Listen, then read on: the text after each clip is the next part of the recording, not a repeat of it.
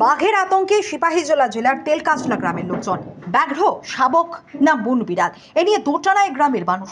বৃহস্পতিবার সকালে তেলকাঁচলা কৃষি মাঠে কৃষকরা দেখতে পায় এই বিরল প্রাণীটিকে। কৃষি মাঠে দৌড়ে এটিকে ধরতে গিয়ে কয়েকজন কৃষক এটির আঁচড়ে সামান্য আঘাতও পায়। এই প্রাণীটিকে ধরে একটি খাঁচায় আটক করে রাখে কৃষকরা। পরে এই প্রাণীটিকে মেলাঘর বন দপ্তরের হাতে তুলে দেওয়া হয়। জানা গেছে এই প্রাণীগুলির নাম লেপার্ড ক্যাট। আমরা তো কেউ মনে করি বাঘে, সীতা বাঘে। আচ্ছা, এটা কি কোথেকে ধরছে এটা? এটা যেন কুমড়া খাতের থেকে কুমড়া খাতে ধরছে কি? ধরছে এরশাদ মিয়া আর মনির হোসেন।